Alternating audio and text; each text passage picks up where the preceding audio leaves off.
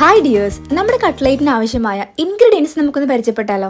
2 ഉരുളക്കിഴങ്ങ്, അത് അത്യാവശ്യം വലുത് തന്നെ ആയിക്കോട്ടെ. 3 ക്യാരറ്റ്, പിന്നെ ഒരു സവാള, എരിവിന് ആവശ്യമായ 2 പച്ചമുളക്. ഇതാണ് നമ്മുടെ കട്ട്ലേറ്റിന് ആവശ്യമായ ബീഫ്. ഇത് പുഴുങ്ങിയ ഇറച്ചിയാണ്. അപ്പൊ നമുക്ക് തുടങ്ങിയാലോ. ആദ്യം തന്നെ ഇൻഗ്രീഡിയൻസ് എല്ലാം കട്ട് സ്മോൾ പീസസ്.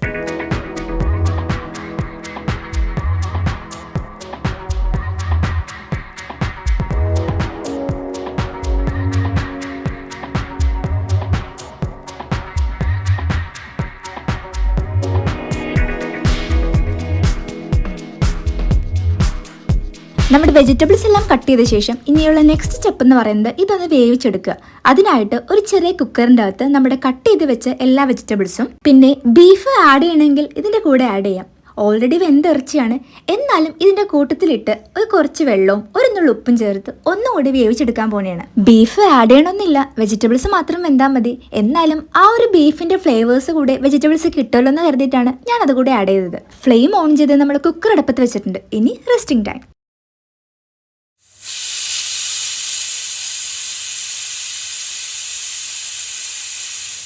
വിസിലെല്ലാം വന്ന് കുക്കറിൻ്റെ ആ ഒരു പ്രഷർ പോകുന്ന സമയത്ത് നമുക്ക് അടുത്ത മസാലക്കൂട്ട് ഉണ്ടാക്കാം. അതിനായിട്ട് ഒരു ചട്ടി അടുപ്പത്ത് വെച്ച് ഇത്തിരി വെളിച്ചെണ്ണ ഒഴിക്കുക. അതിലേക്ക് അരിഞ്ഞു വെച്ച സവാളയും എരിവിന് ആവശ്യമുള്ള പച്ചമുളകും ഇട്ട് നന്നായി വഴറ്റിയെടുക്കുക. പലരും കട്ട്ലേറ്റ് ഉണ്ടാക്കുന്നത് ഇതേ രീതി ആയിരിക്കണമെന്നില്ല, ഇത് എൻ്റെ ഒരു രീതിയാണ്.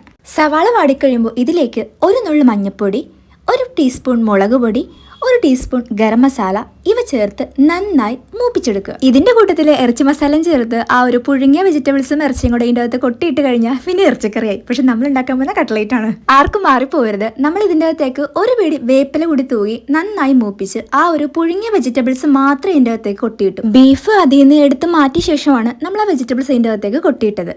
ഇനി ഈ വെജിറ്റബിൾസിൽ എക്സസ് ആയിട്ടുള്ള ആ ഒരു വെള്ളമെല്ലാം വറ്റണം. അതിനായിട്ട് ഫ്ലെയിം ഒന്ന് കൂട്ടി വെച്ചിട്ട് നന്നായി ഇളക്കി കൂട്ടുക. വെള്ളം അധികമായാൽ ആ ഒരു കട്ട്ലേറ്റിന്റെ ടെക്സ്ചറിലേക്ക് ഈ ഒരു മസാല കൂട്ട് കിട്ടില്ല, സോ ശ്രദ്ധിക്കുക. ഇനി ആ ഒരു പുഴുങ്ങിയ ഇറച്ചി നമ്മൾ ഇതിലേക്ക് ചേർക്കാൻ പോണേണ്. വെറുതെ അല്ല, നന്നായി അരച്ച് കീമ പരുവത്തിലാക്കിയിട്ടാണ് നമ്മൾ ആ ഇറച്ചി ഇതിൻ്റെ അകത്തേക്ക് ആഡ് ചെയ്യുന്നത്. മിക്സിയിൽ അടിച്ചെടുത്ത ആ ഒരു പുഴുങ്ങിയ ഇറച്ചി കൂടി ഇതിൻ്റെ അകത്തേക്ക് ചേർക്കുമ്പോൾ വല്ലാത്തൊരു തിക്കായിട്ടുള്ള കൺസിസ്റ്റൻസിയിൽ ഈ ഒരു മസാല കൂട്ട് നമുക്ക് കിട്ടും. ഇതാണ് ആ ഒരു പരുവം. നമുക്കിത് നന്നായിട്ട് ഇളക്കി തന്നെ ഉടച്ചെടുക്കണം. അവസാനം കുറച്ച് ഗരം മസാല കൂടി തൂകിയാൽ നമ്മുടെ സംഭവം റെഡി. ഇനി ഇത് നാറാൻ വേണ്ടി റെസ്റ്റ് ചെയ്യാൻ വെക്കുക. കട്ട്ലേറ്റ് ഇങ്ങനെയൊന്നും അല്ല വെക്കുന്നത് എന്ന് പറയുന്നവരോട് ഞാൻ വെക്കുന്നത് ഇങ്ങനെയാണ്. അപ്പോൾ ആ സമയം കൊണ്ട് നമ്മുടെ മസാല കൂട്ട് ഒന്ന് ആറട്ടെ. അപ്പോഴേക്കും നമുക്ക് അടുത്ത പരിപാടി ചെയ്യാം. ഫ്ലെയിം ഓൺ ചെയ്ത് ഒരു പാൻ അങ്ങ് അടുപ്പത്ത് വെച്ചു. ഇനി നമ്മൾ ചെയ്യാൻ പോകുന്നത് നമ്മുടെ കയ്യിലുള്ള ബ്രെഡ് അങ്ങോട്ട് ടോസ്റ്റ് ചെയ്യാൻ വെക്കുക എന്നാണ്. ബട്ടർ കൂട്ടിയല്ല, വെറുതെ ഡ്രൈ ആയിട്ട് നമ്മൾ റോസ്റ്റ് ചെയ്തെടുക്കാൻ പോകുന്നതാണ്. വീട്ടിൽ ബ്രെഡ് ക്രാംസ് ഇല്ലെങ്കിൽ ഇങ്ങനെ ചെയ്താൽ മതി. ബ്രെഡെല്ലാം നന്നായിട്ട് പൊരിച്ചെടുത്തിട്ട് അങ്ങ് അടിച്ചെടുക്കുക. അപ്പോഴേക്കും റൊട്ടിപ്പൊടി റെഡി. ഈ സമയത്ത് നമ്മുടെ കട്ട്ലേറ്റിൻ്റെ കൂട്ടിൻ്റെ ചൂടാറിയിട്ടുണ്ടാവും. സോ അതിൽ നിന്ന് പച്ചമുളക്, വേപ്പില തുടങ്ങിയ സാധനങ്ങളെല്ലാം എടുത്ത് മാറ്റുക, ഇല്ലെങ്കിൽ വായിൽ കടിക്കും. ഇന്നത്തെ പരിപാടി നല്ല സുഖമുള്ള പരിപാടിയാണ്. കട്ട്ലേറ്റിന് എന്ത് ഷേപ്പാണ് നിങ്ങൾ ആഗ്രഹിക്കുന്നത് ആ ഒരു ഷേപ്പിലേക്ക് ഇതെല്ലാം അങ്ങ് മാറ്റുക. എന്തൊക്കെയോ വലിയ ഷേപ്പിലേക്ക് ആക്കുക എന്ന് മനസ്സിൽ പ്ലാൻ ചെയ്തെങ്കിലും ഉരുട്ടി പുരട്ടി വന്നപ്പോഴേക്കും ഈ ഷേപ്പായി. നോർമൽ കട്ട്ലേറ്റിൻ്റെ ഷേപ്പ് തന്നെ.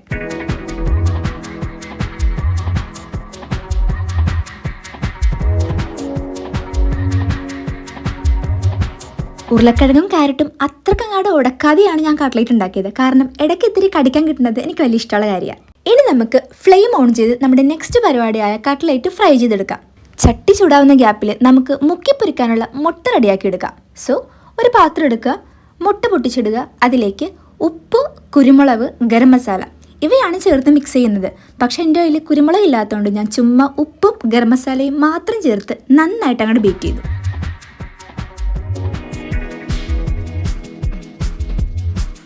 ആ ഒരു ഗ്യാപ്പിൽ നമ്മുടെ ചട്ടി നന്നായി ചൂടായിട്ടുണ്ട്. ഇനി ഇതിലേക്ക് വെളിച്ചെണ്ണ ഒഴിക്കുക. വെളിച്ചെണ്ണ ചൂടാവുന്ന ഗ്യാപ്പിൽ നമ്മുടെ കട്ട്ലേറ്റിൻ്റെ എല്ലാ പീസുകളും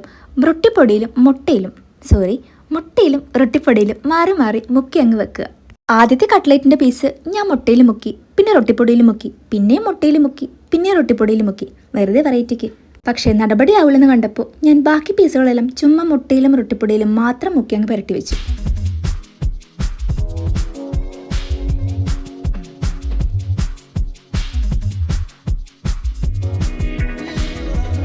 ഇനിയുള്ള പരിപാടിയെല്ലാം വളരെ എളുപ്പമാണ്.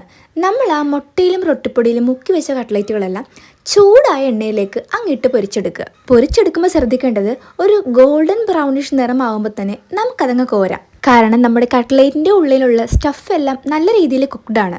അതുകൊണ്ട് പുറമേയുള്ള ബ്രെഡ് ക്രംസിൻ്റെ നിറം ഒരു ഗോൾഡൻ ബ്രൗണിഷ് ആകുമ്പോൾ തന്നെ നമുക്കങ്ങ് വറുത്ത് കോരാം. അധികമായാൽ കരിഞ്ഞു പോകും. അധികം എണ്ണ ഒന്നും ഉപയോഗിക്കാതെ ഇങ്ങനെ ഹെൽത്തി ആയിട്ട് ഫ്രൈ ചെയ്തെടുക്കുന്നതാണ് എനിക്കിഷ്ടം. So cutlet ready. എങ്ങനെയുണ്ട് മാജിക്ക്? സൂപ്പർ അല്ലേ?